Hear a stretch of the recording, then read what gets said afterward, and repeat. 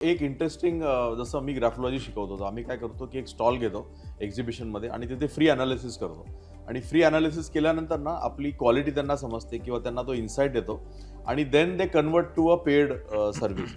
तसंच मी हल्ली बघितलंय की even you can rent something first.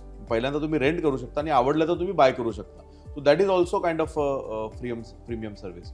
पण व्हॉट इज द पॉईंट, म्हणजे एका पॉईंट नंतर ना आपण कुठपर्यंत फ्री द्यायचं हे ठरवणं महत्वाचं आहे आणि काय फ्री नाही द्यायचं हे पण ठरवणं महत्वाचं आहे. तर क्रिटिकल युजर पॉईंट तो कुठला असू शकतो की याच्या पुढे आता यू हॅव टू पे नाव अभी फ्री नाही मिळेगा.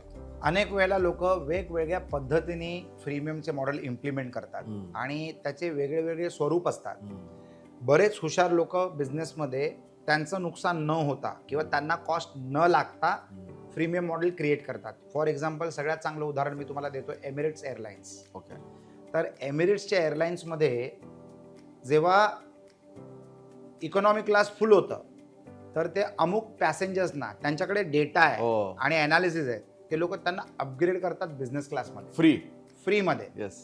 आता त्यांच्यासाठी ती कॉस्ट लागणारच आहे. जर फ्लाईट टेक ऑफ झाली तर बिझनेस क्लासची ती सीट रिकामीच जाणार, कारण it is a time based service. बरोबर आहे. त्या फ्लाईटची वेळ गेली म्हणजे त्या सीटचा लॉस झाला. तर हे लोक हुशारीने त्या व्यक्तीला अपग्रेड करतात. आता त्याच्यामध्ये दोन फायदे आहेत. एक तर तुमची बिझनेस म्हणजे तुमची इकॉनॉमीची अजून एक सीट विकली गेली. दुसरी गोष्ट, त्या माणसाला बिझनेस क्लासचा अनुभव मिळाला, म्हणजे तो आता त्यांच्यासाठी पैसे कमवायला सुरू करतो की पुढच्या वेळेला मी बिझनेस क्लासमध्ये प्रवास करणार. करेक्ट.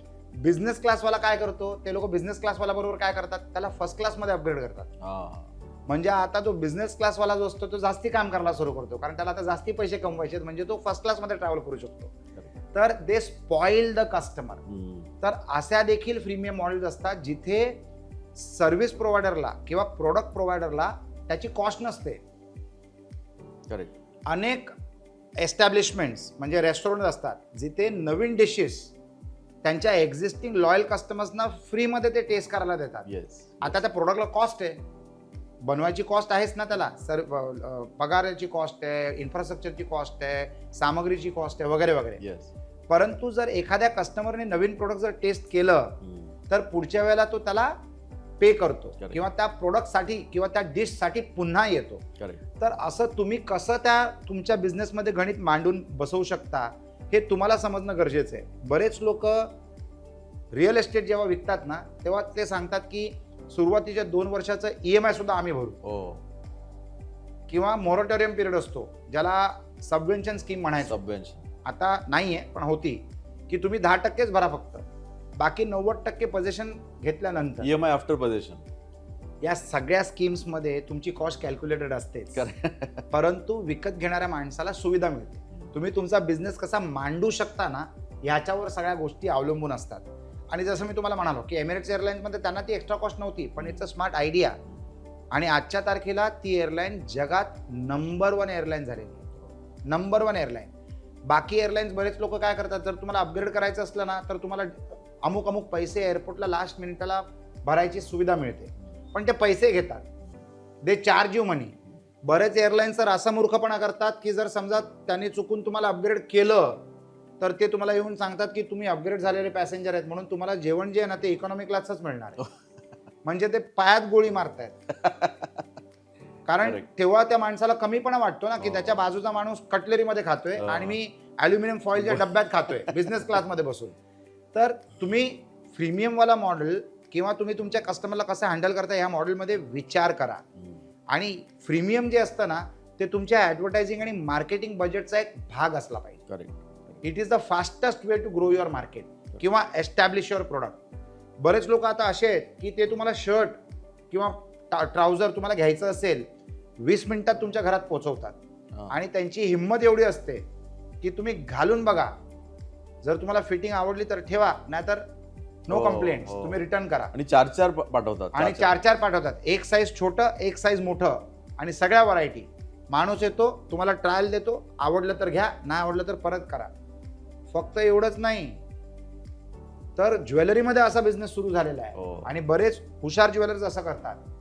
ओळखीच्या म्हणजे ज्यांच्यावर विश्वास होता अशा कस्टमरकडे पूर्ण सामग्री पाठवतात. म्हणजे 25-50 लाखाचा कोटी रुपयाचा माल पाठवतात. बापरे. जे तुम्हाला आवडेल ना ते तुम्ही घ्या, कारण त्यांना कस्टमरना स्पॉइल करायचं असतं आणि अनेक कस्टमर बिझी असतात. हो. ते सांगतात आम्ही येऊ आणि ते येऊ शकत नाही. करेक्ट. तर ज्वेलर त्याच्या घरी पाठवतो आणि त्यांना कस्टमर बनवतो.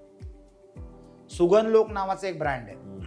त्या ब्रँडमध्ये आता आम्ही निगडीत झालेलो आहे. We are strategically invested in that brand.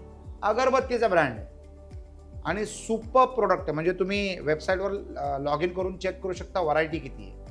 मागच्या दिवाळीमध्ये आम्ही असा केलेलं बँगलोरमध्ये की तुम्हाला जर अगरबत्त्या घ्यायचे दिवाळीच्या वेळेला किंवा कुठच्या तरी सणाच्या वेळेला, तर तुम्ही कॉल करा.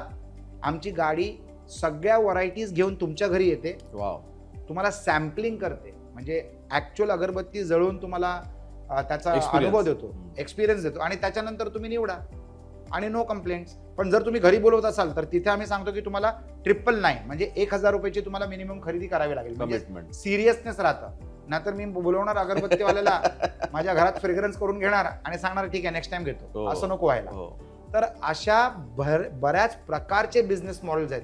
याच्यातलं तुम्ही काय इम्प्लिमेंट करू शकता ना ते तुम्ही गणित मांडा. आणि मी खरोखर सांगतोय freemium model is a super advertising model, marketing model to acquire bigger market आणि बेटर मार्केट. आणि फ्रीमियम देणारा उद्योजक जो असतो ना त्याला कॉन्फिडन्स असतं की बाबा मी हे करू शकतो. बॉड ॲक्टिव्ह नावाचा माझा एक ब्रँड आहे जिमवेअर. आता त्या बॉड ॲक्टिव्हच्या जिमवेअर बरोबर आम्ही सुगंधलोकच्या अगरबत्ती ॲज टेस्टर म्हणून पाठवणार आहोत. क्या बात.